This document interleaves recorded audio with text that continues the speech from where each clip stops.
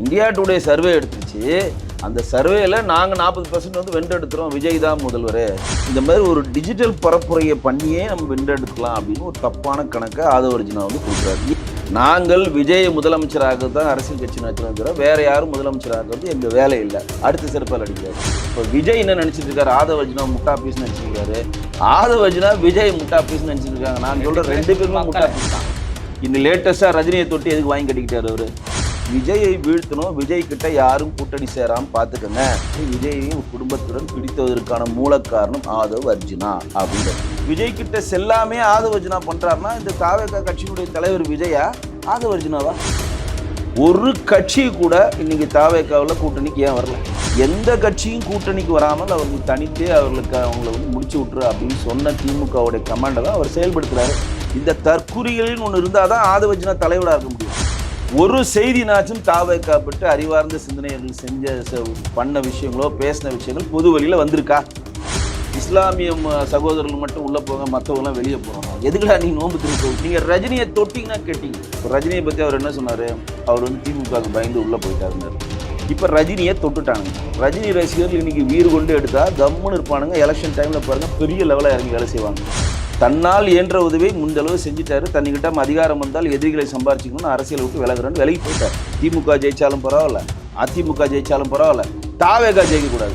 கொடநாட்டில் இன்னைக்கு வரையும் உங்களுக்கு ஒரு பெரும் கரும்புள்ளி. கொடநாட்டில் நீங்களும் உங்கள் தந்தையாரும் கையை கட்டிட்டு என்ன செய்யுது இன்னைக்கு வீடியோவில் இருக்குல்ல, நீங்களே சொல்லிட்டீங்க நான் காக்கா தான் ரஜினி கழுகுன்னு சொல்லியாச்சு, முடிஞ்சிருச்சு அந்த பிரச்சனை. ஏங்க குப்பைக்காரி இப்போ 2 பொண்டாட்டி வச்சுக்கிறா, குப்பைக்காரன் 4 பொண்டாட்டி வச்சுக்கிறான், அவர் வச்சுக்கிட்டா என்ன? 5000 ரூபா வாங்கிட்டாங்க எங்கள் அம்மா, அதனால அம்மா அடிச்சு போட்டு வந்துட்டாங்க.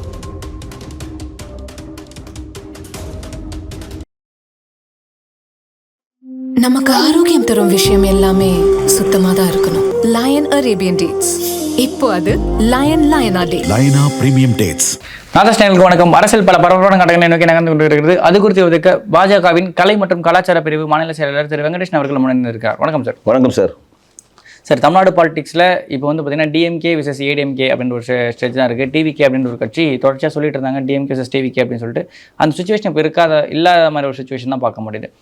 ஆனாலுமே வந்து விஜய் அவர்கள் அதிகமான ஒரு ஓட்டு வாங்குவார், அதிகபட்சமான இளைஞர்கள் வந்து விஜய் பக்கம் நிற்கிறாங்கிற ஒரு செய்திகளை தொடர்ச்சியாக பார்க்க முடியுது. அதை நீங்கள் எப்படி பார்க்குறீங்க? இல்லை, எப்படி நீங்கள் அதை சொல்கிறீங்க? வாங்குவார், பார்க்கப்படுது, நீங்கள் எதை வச்சு சொல்கிறீங்க? தொடர்ச்சியாக வர பல கருத்து கணிப்புகள் ஒரு சில பேர் எடுத்து போடுறதுலேருந்து எல்லாமே வந்து விஜய் அவர்கள் வந்து இளைஞர்கள் ஓட்டு அதிகமாக கவர்றாருன்ற மாதிரி செய்திகள் பார்க்க முடியுதுல்ல. பெரும்பாலும் அவரோட கூட்டங்களில் இளைஞர்கள் தான் வந்து இருக்கிற மாதிரி நம்ம பார்க்க முடியுது. அதாவது தமிழ்நாட்டில் திமுகவுக்கும் டிவிகேக்கும் தான் போட்டின்னு யார் சொல்கிறாங்க? டிவிகேக்காரர் தான் சொல்கிறோம், வேறு யாரும் சொல்கிறதில்ல. இன்னும் கேட்டால் திமுக காரனே சொல்கிறது இல்லை. ரைட். ஒன்று, அமைச்சர் ரகுபதி உட்பட பல பேர் இருந்தோம். ஏன்னா அதிமுக திமுக எல்லாருமே அதான் சொல்லுவாங்க, அது அரசியல் தெரிஞ்சவங்க எல்லாம் சொல்லுவாங்க.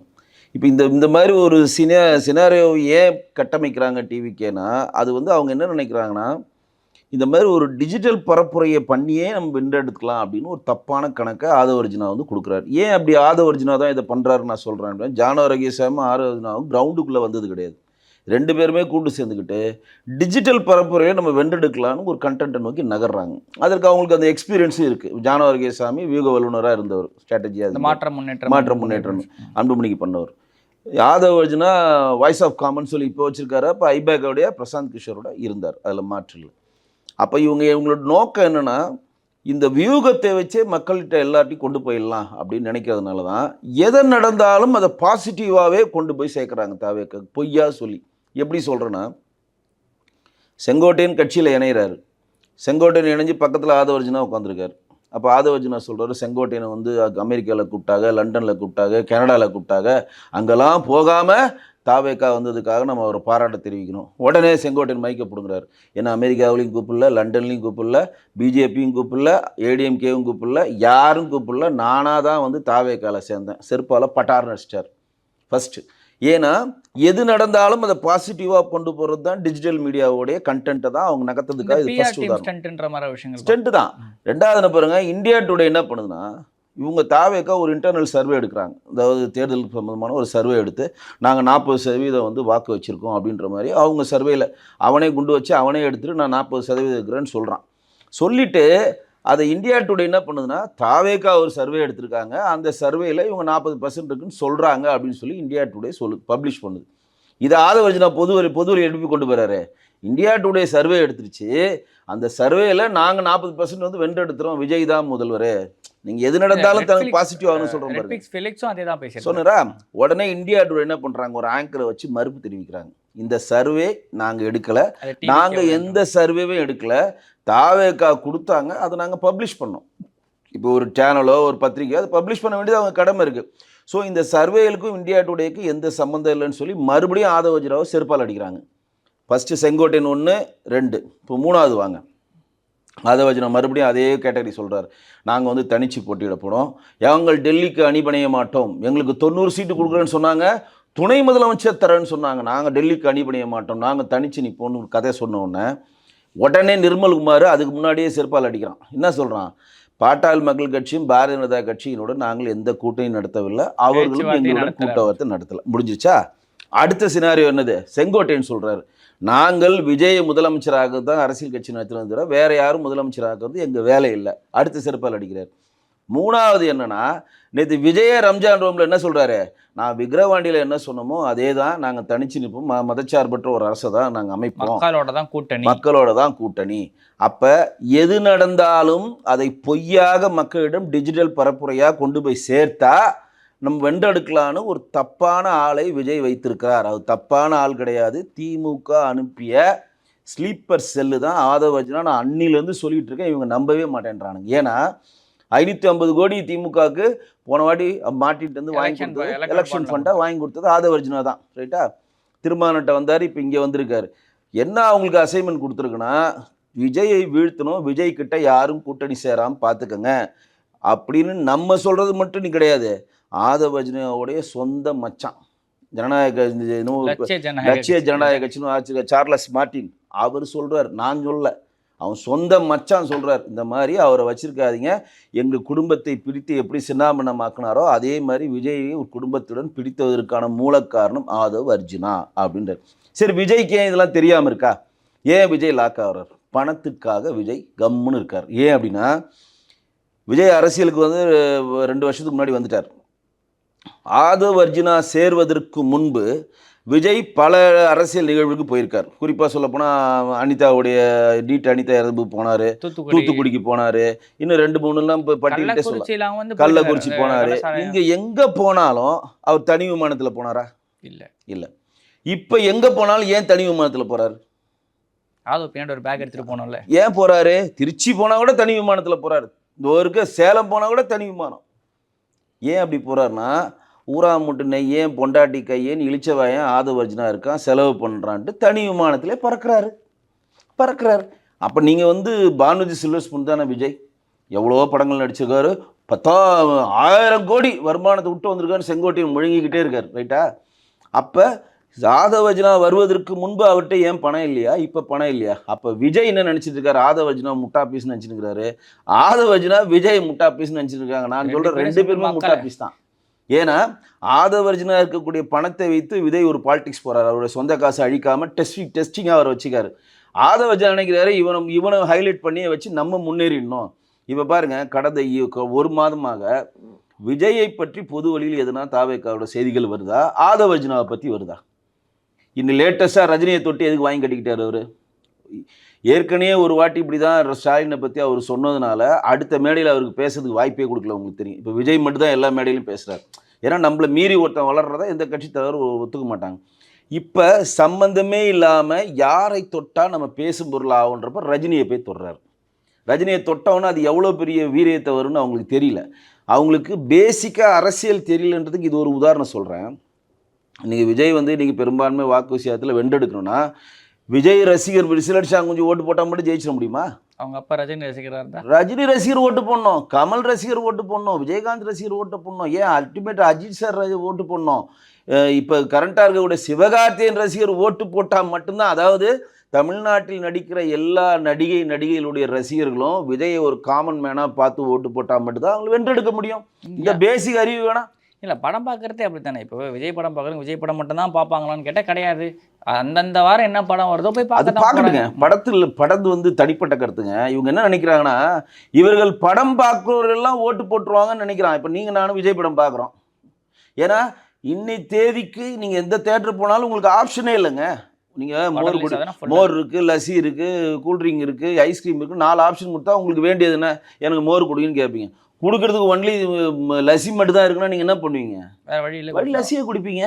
நிறைய தியேட்டர்ஸில் அது பண்ணுவாங்க தெரியுமா? நீங்கள் நானும் கோக் குடிக்கிற பழக்கம் இருக்காது, ஆனால் நமக்கு தாகமாக இருக்கும். ஆனால் அவன் அங்கே போனால் என்ன இருக்கும்? எதுவுமே இல்லை சார், கோக் மட்டும் தான் சார். எனக்கு வந்து பவுண்டா இல்லைங்க சார், எனக்கு ஃபேண்டா இல்லைங்க, வேறு எதுனா தம்ஸ்அப் இல்லைங்க. அப்போ எதுவுமே இல்லை, அவங்க தாகத்துக்கு நீங்கள் என்ன பண்ணுவீங்க? பிடிக்குதோ பிடிக்கலையோ நீங்கள் அந்த கோக்கை குடிச்சிருவீங்க. அதே மாதிரி தான் இப்போ இந்த ஆப்ஷன்ஸ். பொங்கலுக்கும் தீபாவளிக்கும் இவர் படத்தை தூக்கி வச்சுட்டு பாருன்னா கூட்டத்தில் எல்லாரும் போய் பார்த்தோன்னா எனக்கு ஓட்டு போடுவாங்க. சரி, அது கூட அவருடைய கற்பனைக்கு நம்ம வந்து மதிப்பளிப்போம். அவங்க ரசிகர்கள் விசிலடிச்சாங்க, ஒரு ஓட்டு அளிக்கட்டும். ஆனால் ரஜினி ரசிகர்கள் இன்றைக்கு இவருக்கு யார் ஓட்டு அளிப்பானோ அவனை போய் தடுக்கிறானா இல்லையா? இன்றைக்கி ஆர்கே நகரில் இவர் ஆதவர்ஜனா நிற்க போகிறான்னு சொல்லி போஸ்டர் விட்டாங்களா இல்லையா? வெள்ளிவாக்கத்தில் போஸ்டர் விட்டாங்களா இல்லையா? வெள்ளிவாக்கத்தில் என்ன போஸ்டர் ஒட்டியிருக்கானுங்க? மார்ட்டின் லஞ்ச பணத்தை லாட்டரியோடைய மார்ட்டினுடைய பணத்தை சம்பாதித்து வடகிழக்கு மாநிலங்களில் வந்து நீங்கள் மிகப்பெரிய ஒரு கெட்ட விஷயங்கள்லாம் பண்ணிவிட்டு இங்கே வந்து நீங்கள் ஓட்டு கேட்க வரீங்களா அப்படின்னு சொல்லி போஸ்டர் அடித்து ஓடிட்டாங்க. இப்போ ரஜினி ரசிகர்களோட ஸ்டாண்ட் என்ன? ரஜினி இப்போ யாருக்கும் ஆதரவு தரல. அவர் முருகனுக்கு நன்றி சொன்னார், வேலுமணிக்கு நன்றி சொன்னார், எடப்பாடி நன்றி சொன்னார், ரகுபதி ஆமாம் இல்லை எல்லா கட்சிக்கும் நன்றி சொன்னார். ரகுபதிக்கு நன்றி சொன்னார், வேலுமணிக்கு நன்றி சொன்னார், திருமாவளவனுக்கு சொல்லியிருக்காரு, தனஞ்சயன அமீர் எல்லாருக்கும் சொல்லியிருக்காரு, நக்கீரன் கோபால் முதல் கொண்டு சொல்லியிருக்காரு. ஸோ அவர் காமன் பர்சன்றதுல அவரோட ஸ்டாண்ட் கரெக்டாக இருக்குது. ஆனால் நீங்கள் ரஜினியை தொட்டிங்கன்னா கேட்டீங்க. ஏற்கனவே ரஜினியை ஒருத்தன் தொட்டு தான் காக்கா கழுகு கதை சொல்லி கடைசியில் விஜய் வாயாலே சொன்னார், தமிழ்நாட்டுடைய சூப்பர் ஸ்டார் ரஜினிகாந்த் அவர்கள் தான். சூப்பர் ஸ்டார் ஒரே சூப்பர் ஸ்டார் ரஜினிகாந்த். ஆமாம், புரட்சி கலைஞர்னா அது விஜயகாந்த் தான். ஏன் அல்டிமேட் ஸ்டார்னா அது அஜித் அவர்கள் தான் அப்படின்னு சொல்லி அதுக்கு முற்றுப்புள்ளி வச்சார். அதுக்கு முன்னாடி இவனுங்க எப்படிமா டிஜிட்டலில் சினாரியோ கொண்டு வராங்க? ரஜினிக்கும் கமலுக்கும் திரையுலகத்தில் போட்டின்றதை மாற்றிட்டு ரஜினிக்கும் விஜய்க்கும் போட்டுன்ற மாதிரி ஒரு டிஜிட்டல் புரட்சி கொண்டு வந்தாங்க. இந்த வாரிசு படம் வந்தோன்னா அப்படி கொண்டு வராங்க, எங்களுக்கு போட்டி வந்து ரஜினி சார் தான். ஆனால் அது எடுபடல. ஏற்கனவே அஜித்துக்கும் விஜய்க்கும் போட்டின்னு ஒன்று சொல்லி அது எடுபடாமல் போன மாதிரி இப்போ இது எடுபடல. இப்போ என்ன நினைக்கிறாங்க? அஜித் ஃபீல்டை விட்டு போயிட்டாரு, கமலு கம்னு இருக்காரு, அப்போ ரஜினி தான் எங்களுக்கு திரையுலகத்தில் போட்டி, மோதுறது. அதில் விஜய் கூட ஒரு கதை சொல்லுவார்ல, நீங்கள் அடிக்கணும், வேட்டைக்கு போகணும், அடிக்கணும் பண்ணால் பெருசாக அடிக்கணும் அப்படின்னு வரல. அதுதான் அந்த கதையோட சினாரியோ அது. அப்போ இவங்களோட ரொம்ப தெளிவாக இவங்க இருக்கிறாங்க. ஆனால் என்ன அன்ஃபார்ச்சுனேட்டாக பண்ணுறாங்கன்னா, செய்கிற ஒரு விஷயத்தையும் தப்பாக செஞ்சுட்டு அதை நியாயப்படுத்துகிறாங்க. இன்றைக்கி மன்னிப்பு கேட்டீங்க, அது வேறு விஷயம். இப்போ ஆதவர்ஜனா மன்னிப்பு கேட்டால் வேறு விஷயம். ஆனால் என்ன மாதிரி விஷயத்தை அவர் முன்னெடுத்தார்? இப்போ ரஜினியை பற்றி அவர் என்ன சொன்னார்? அவர் வந்து திமுகவுக்கு பயந்து உள்ளே போயிட்டாருன்னார்.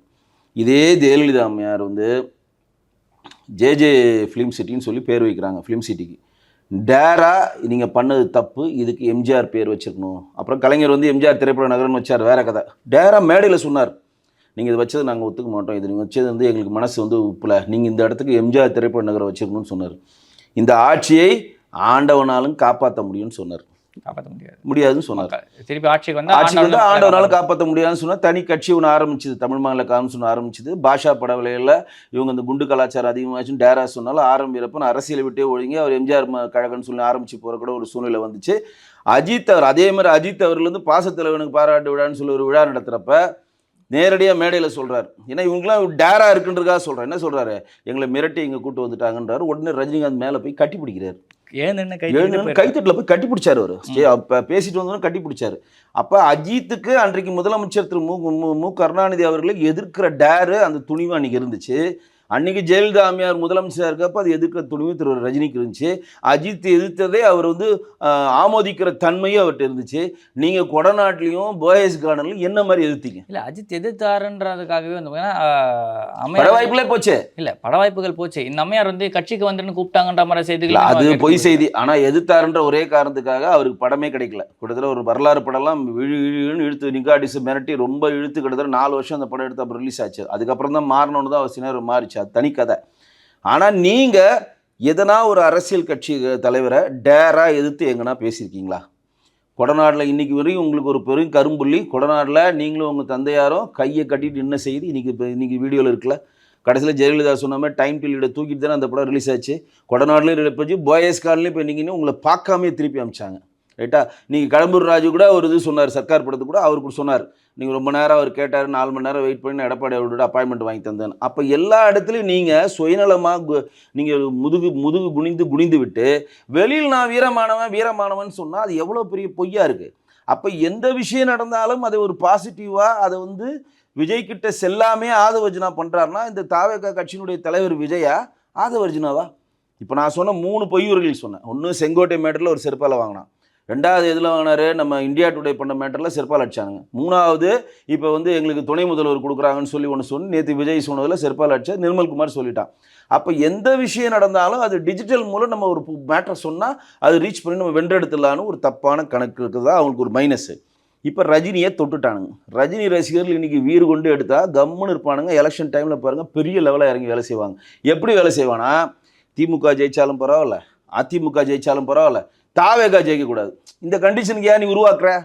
அரசியல்ன்றது எல்லோரும் வேணும் தானே, நல்லவனோ கெட்டவனோ. நீங்கள் நான் இப்போ ஒரு பொலிட்டீஷியன் ஆகிட்டேன், நான் ஒரு தேர்தல் நிற்கிறேன்னா எனக்கு விரோதியாக இருந்தாலும் அவன் காலில் போய் விடுவேன், சார் எனக்கு ஓட்டு போட்டிருக்கேன், நம்ம பர்சனல் விஷயம்லாம் வச்சுக்காதீங்க சார், நான் வந்து அவங்க நல்லது செய்வேன். அப்படி தான் அதுதான் அரசியல் கணக்கு. ஏன்னா each and every vote valuable, ரைட்டா? அப்போ நீங்கள் போகிற பக்கத்தில் சும்மா தட்டி விட்டு உங்கள்கிட்ட பணம் இருக்குன்னு அப்படியே போனீங்கன்னா எங்களை நீங்கள் முட்டாளாக நினைப்பதற்கு நாங்கள் ஒற்றுக்கொள்ள மாட்டோம். அப்போ ரஜினி தமிழ்நாட்டுக்கு என்னென்ன செஞ்சுருக்காருன்னு ஒரு கண்டென்ட் சொல்கிறேன். விஜய் தமிழ்நாட்டுக்கு என்னென்ன செஞ்சுருக்காரு மட்டும் சொல்லுங்கள். ரஜினி வந்து முதல்ல காவேரி ஒரு பிரச்சனை வந்துச்சுல, அந்த காவேரி பிரச்சனை எவ்வளோ பெரிய பிரச்சனையாச்சு. அப்போ என்ன சொன்னார் அவர், காவேரிக்கும் கர்நாடகத்துக்கும் ஒரு பிரச்சனை வருது, காவேரி கர்நாடகாவுக்கும் தமிழ்நாட்டுக்கும் ஒரு பிரச்சனை வரப்போ ரஜினி வந்து கர்நாடகாவுக்கு நிற்க போகிறாரா தமிழ்நாட்டுக்கு நிற்க போகிறாரா? ரஜினி வந்து பிறப்பால் கர்நாடகத்தில் பிறந்தவர், தமிழ்நாட்டில் மிகப்பெரிய சூப்பர் ஸ்டார் ஆகிட்டு என்ன ஸ்டாண்ட் எடுக்க போகிறான்னு எல்லாம் எதிர்பார்க்குறப்ப காவிரி வந்து இப்போ தண்ணியை விடணும்னு சொல்லி நதிநீர் உலகத்தில் இருக்கக்கூடிய எல்லா நதிநீரை நினைக்கணும்னு சொல்லி உண்ணாவது இருந்து அதுக்கு வாஜ்பாய் கவுண்டுக்கு நான் 1 கோடி தரேன்னு சொல்லி உட்காந்துறா இல்லையா? அதுமாதிரி விஜய் எங்கன்னா உட்காந்துருக்காரா? தன்னுடைய படம் அருணாச்சல படத்தில் அதுக்கு முன்னாடி எலெக்ஷனில் தான் மனோரமா வந்து கழுவி ஜெயலலிதா பேச்சை கேட்டு ரஜினியை ஊற்றுறாங்க. அந்த எலெக்ஷன் அப்போ ரஜினியை வந்து பைத்தியக்காரன் குடிகாரன்லாம் அதாவது அச்சில் ஏற்ற முடியாத வாரத்தில் மனோரமா திட்டினாங்க. ஆனால் அருணாச்சல படத்தில் மனோரமாவையும் கூப்பிட்டு, பண்டரிபாய் அம்மாவை கூப்பிட்டு, வி.கே. ராமசாமியை கூப்பிட்டு, ராஜராஜன் அவரோட ப்ரொடக்ஷன் மேனேஜர் எல்லாரையும் கூப்பிட்டு யார் திரையுலகத்தில் கஷ்டப்படுறாங்களோ எல்லாருக்கும் அதில் பார்ட்னர்ஷிப்பாக போட்டு ஒரு படம் கொடுத்தாரு. அதுதான் அருணாச்சலம். விஜய் அந்த மாதிரி எதனா பண்ணியிருக்காரா? பாபா படம் தோல்வி அடைஞ்சிருச்சு. அன்றைக்கி பாட்டாளி மக்கள் கட்சிக்கும் ரஜினிக்கும் மிகப்பெரிய ஒரு வார் போயிட்டு இருந்துச்சு. அந்த வடகர்கர் மாவட்டம் கடலூர் விழுப்புரம் அந்த சைட்லலாம் பொட்டியே போக விடாமல் பெருங்கொண்ட கூத்தடிச்சானுங்க. மிகப்பெரிய ஒரு லாஸ் ஆச்சு. எல்லா லாஸையும் எல்லா தேட்டருக்கும், ஏன்னா அவர் தான் ப்ரொடியூசர் அந்த படத்துக்கு, எல்லாருக்கும் பணத்தை எடுத்து நேரடியாக கொடுத்து யாரும் கஷ்டப்படாங்கன்னு சொன்னாரா இல்லையா? லிங்கா படம் ப்ரொடியூசர் ராக்லைன் வெங்கடேஷ், பெங்களூர்காரன். அந்த படம் கடைசியில் அந்த கிளைமேட் ஏடாவளமாக இருந்ததுனால பெரிய வெற்றி பெறல. அந்த ராக்லைன் வெங்கடேஷ் கஷ்டப்படுறாரப்போ தன் சொந்த பணத்தை கொடுத்து அதை மேக்கப் பண்ணார். அதுமாதிரி விஜய் எதனா ஒரு படத்துக்கு பண்ணியிருக்காரு. இதெல்லாம் திரையுலகத்தில் அவங்க பண்ணது. அப்போ நதிநீர் இணைப்பு இப்படி சொல்கிறேன். இன்னும் வந்து தனக்கு பணியாற்றிய தொழிலாளர்களுக்கு கேளம்பாக்கத்தில் 1 கிரவுண்ட் இடம் வாங்கி கொடுத்து வீடு கட்டி கொடுத்துருக்காரு. நீங்கள் எதனா பண்ணியிருக்கீங்களா? அவங்க கூட பயந்தவனை நடுராத்திரி வீட்டில் அடித்து துரத்தி வெளியே அமிச்சிங்க. ரவிராஜாவை நைட்டு 1 மணிக்கு போலீஸை வச்சு அடித்து சாமானத்துக்கு வெளியே போட்டு வீட்டை பூட்டு போன வள்ளல் தான் திரு விஜய் அவர்கள். அது மட்டும் இல்லாமல் தன்னுடைய நண்பர்களாக இருக்காங்களா, தனக்கு கீழே ஒர்க் பண்ணாங்க பார்த்தீங்களா, அந்த ஒர்க் பண்ண விட்டல், கிருஷ்ணாராவ், முரளி இவங்க 3 பேருக்குமே அப்பார்ட்மெண்ட் வாங்கி கொடுத்துருக்காரு தனக்கு கீழே. அது மட்டும் இல்லை, ரொம்ப நாளாக இருந்த, உங்களுக்கு தெரியும் அந்த இதுநம்மாள் படத்தில் பாக்யராஜுக்கு ஒரு முக்கியமான ரோல் பண்ணியிருப்பார் கதையாசிரியர் கலைஞானம், கேள்விப்பட்டிருப்பீங்க. அந்த கலைஞானத்துக்கு தன்னுடைய சொந்த பணத்தில் வீடு வாங்கி கொடுத்தாரு. நீங்கள் யாருன்னா ஒருத்தருக்கு வீடு வாங்கி கொடுத்தேன்னு சொல்லுங்கள் பார்ப்போம். காவேரி நதிக்கு வந்து இமிடியேட்டாக காவேரி நதிநீருக்கு வந்து இப்போ குரல் கொடுக்கணும்னு சொல்லி குரல் கொடுத்தாரு. இலங்கையில் தமிழர்களுக்கு வந்து தொடர்ந்து இந்த மாதிரி தாக்கப்பட்டால் நானே என்ன ரசிகர் படையுடன் சேர்ந்து போராடுவேன்னு சொல்லி அறிவித்தார். இலங்கையில் வீடு கட்டி கொடுக்குறப்ப இவரே போய் அங்கே திறந்து வச்சார். இதெல்லாம் வந்து பட்டியலிட்டு சொன்னால் நிறைய விஷயங்களை சொல்லிகிட்டே இருக்கலாங்க. அதாவது இப்போ நான் சொல்கிறது வந்து ஒரு துளிகள் தான், இதை தவிர வேறு நிறைய விஷயங்கள் இருக்குது. இந்த மாதிரி துளிகள் திரைப்படத்தில் எதனா இருந்தால் சொல்லுங்கள், இல்லை பொது நிகழ்வில் சொல்லுங்கள். இப்போ ரஜினி எந்த அரசியல் கட்சியும் இல்லை, காவேரி நதிநீர் காவேரி நதிநீர் இணைப்புக்கு குரல் கொடுக்கணும் அவருக்கு எந்த அவசியம் கிடையாது. நான் நடிகங்க என்ன கேட்குறீங்கன்னு சொல்லிட்டு போயிடலாம். 1 கோடி நான் கொடுக்குறேங்க, அவர் தானே ஃபஸ்ட்டு கொடுத்தாரு. 1 கோடி நதிநீர் கொடுத்தாரு, உங்களுக்கு ஞாபகம் இருக்கா? போய் உண்ணாவிரதம் இருக்கிறப்ப இப்போ அவர் மட்டும் தான் உட்காந்தார். அதுக்கப்புறம் தான் விஜயகுமார் போனார். அப்புறம் டக்குன்னு வேணா அதுக்கு முன்னாடி திரையுலகமே அந்த சைடு உண்ணாவிரதம் இருக்குது. ரஜினி இங்கே பேச போகிறாரா, அங்கே பேச போகிறாருச்சு. தனியாக ஸ்டாண்ட் அன்றைக்கி எடுத்து அன்றைக்கி போய் அவர் நின்னார். இப்படி பல விஷயங்கள் எல்லாம் பண்ணார். நீங்கள் இப்போ எதிர்க்கிற இதே திமுகவுக்கான உதயநிதியோட முதல் படம் ரெட் ஜெயின் மூவிஸுக்கு யார் நடிச்சு கொடுத்தது? விஜய் தான் நடிச்சு கொடுத்தாரு, குருவி படம். இன்றைக்கி நீங்கள் எதிர்க்கிறீங்கன்றீங்க, எனக்கு ஒன்றும் புரியவே இல்லை. அப்போ நீங்கள் திரையுலகத்துக்கு எதுவும் செய்யலை, சாமானிய மக்களுக்கு எதுவும் செய்யலை, உங்களுக்கு வேலை செஞ்சவனுக்கு எதுவும் செய்யலை. இந்த சினாரோ இருக்கக்கூடிய ரஜினியை நீங்கள் தேவையில்லாமல் தொட்டு நீங்களே சொல்லிட்டீங்க, நான் காக்கா தான் ரஜினி கழுகுன்னு சொல்லியாச்சு, முடிஞ்சிருச்சு அந்த பிரச்சனை. மறுபடியும் அதை தொட்டாங்கன்னா அப்போ வேண்டுமென்றே யாருமே கூட்டணி சேரக்கூடாது அப்படின்றதுல ரொம்ப தெளிவாக இருக்கான்னு இருக்கா இல்லையா? இப்போ நாங்கள் என்ன சொல்கிறோம், இப்போ அவன் மச்சான் சார்லஸ் மார்ட்டின் என்ன சொல்கிறான், பி டீம் அவர் சிபஸ்எல்லாக இருக்கார் திமுகவுக்கு, அவர் சொல்கிறது அது தனி கதை. அது குடும்ப பிரச்சனைக்காக சொல்கிறத கூட வச்சு நாங்கள் நேரடியாக அப்பத்துலேருந்து சொல்லிகிட்டு இருக்கேன். ஒரு கட்சி கூட இன்றைக்கி தாவேக்காவில் கூட்டணிக்கு ஏன் வரல? எந்த கட்சியும் கூட்டணிக்கு வராமல் அவர்கள் தனித்தே அவங்கள முடிச்சு விட்ரு அப்படின்னு சொன்ன திமுகவுடைய கமாண்டை தான் அவர் செயல்படுத்துகிறாரு. அதனால தான் எல்லாத்தையும் மாற்றுறாரு. டிஜிட்டலில் எல்லா பணத்தையும் வழங்குறாரு, எல்லாருக்கும் பணம் கொடுக்குறாரு. டிஜிட்டல் வேர்ல்டில் நாங்கள் தான் நம்பர் 1, நாங்கள் தான் நம்பர் 1 சொல்லி பொய்யான பரப்புரை செய்கிறார். இப்போ நாங்களே தெரியுது பொய்யான பரப்புரைன்னு. அது மட்டும் இல்லாமல் இவங்க டிஜிட்டல் மார்க்கெட்டில் வச்சு எப்படி பண்ணுறாங்கன்றதுக்கு இன்னொரு உதாரணம் சொல்கிறேன் கேளுங்க. இப்போ ரஜினி விஜயோட ஒரு 10,000 ரசிகர் இருக்காங்கன்னு வச்சுக்கோங்க. அதில் கண்டிப்பாக ஒரு 8,000 to 9,000 ரசிகர் அறிவார்ந்த சிந்தனையாளர்கள் இருப்பாங்க, இல்லாமல் இருக்க மாட்டாங்க. எல்லா கட்சியிலும் இருப்பாங்க. அறிவற்ற குறுமுட்டைங்களும் ஒரு 10,000, 5,000, 1000 பேர் இருப்பான். ஆனால் இவங்க டிஜிட்டலில் வாய்ஸ் ஆஃப் காமன் தொடர்ந்து எதை ஒளிபரப்புறாங்க தெரியுமா? அறிவற்ற செயல்களையே ஹைலைட் பண்ணுறாங்க பாருங்கள். நீங்கள் நல்ல மைன்யூட்டாக எப்படின்னா விஜய் செய்கிற ஒவ்வொரு விஷயத்தையும் நியாயப்படுத்துறது தான் அவங்களுக்கு ரிப்பீட்டாக வருது. ஏங்க குப்பைக்காரி 2 பொண்டாட்டி வச்சுக்கிறா, குப்பைக்காரன் 4 பொண்டாட்டி வச்சுக்கிறான், அவர் வச்சுக்கிட்டா என்னங்க? நல்லா கேட்டுக்குங்க. திரிஷா விஜய் தனியாக காரில் வந்தால் நீங்கள்லாம் பின்தொடர்ந்து வரீங்க, அதனால தான் திரிஷா காரில் வந்தார். அடுத்தது என்னோடய பொண்ணை நாங்கள் ஸ்கூலில் சேர்த்தங்க, அவர் எக்ஸாமுங்க எனக்கு, ஆனால் ப்ராக்டிக்கல் எக்ஸாம் நான் போக மாட்டேன், எனக்கு விஜயை பார்க்க வந்திருக்கேன். என்னுடைய பொண்ணை சீரியஸாக இருக்க ஐசியூவில் சேர்த்துருக்கேன், அது எனக்கு பற்றி பிரச்சனை இல்லை, நான் விஜயை பார்த்தே ஆகணும். இதெல்லாம் நான் சொன்ன சின்ன உதாரணங்கள். இந்த விஷயங்கள் தானே உங்களுக்கு வருது. 5,000 ரூபா வாங்கிட்டாங்க எங்கள் அம்மா, அதனால் அம்மாவை அடிச்சு போட்டு வந்துட்டேன். நல்லா இது மைன்யூட்டாக பாருங்கள். வாய்ஸ் ஆஃப் காமன் என்ன மாதிரி டிஜிட்டல் மீடியாவில் ப்ரொமோஷன்ஸ் பார்க்குறேன்னா விஜய் செய்கிற கிறுக்குத்தனமான வேலைகளை நியாயப்படுத்துகிற வேலை தான் உங்களை ஹைலைட் பண்ணுறாங்க. புஷியானந்த் பேசினாரு சார், என்னது போனஸும் வேணாம் வேலையும் விட்டு வந்துட்டேன். புஷியானந்த் என்ன சொன்னார்னா, என் தலைவனை பார்க்க லீவு கேட்டேன், தரமாட்டேன்னு சொன்னான், அவன் வேலையே வாங்கிட்டேன்னு வந்துட்டேன் என் தலைவனை பார்க்கறதுக்காக, நான் என் தலைவரை இட்டாரேன்னு சொல்லிட்டு வந்தேன் அப்படின்னா. இன்னொரு சொன்னார், தலைவா என்கிட்ட சொத்து வேணாம், எம்எல்ஏ சீட்டு வேணாம், எம்பி வேணாம் தலைவா, வேறு என்னடா வேணும், நான் தலைவருடைய ஃபோட்டோவை போட்டால் பலூன் ஒன்று பறக்க விட்டேன் தலைவா, அந்த பலூனை எடுத்துகிட்டு போயிட்டாங்க தலைவா, அந்த பலூனை வாங்கி தரேன் தலைவா, வாங்கி தரேன்னு நான் சொல்லிட்டேன். நேற்று கூட ஒரு காமெடி பண்ணார், இஸ்லாமிய சகோதரர்கள் மட்டும் உள்ளே போங்க, மற்றவங்களாம் வெளியே போகிறான். எதுக்குடா நீ நோன்பு திருப்ப இப்தார் விருது எது கும்பிட்றானே அவனுக்கு தெரில.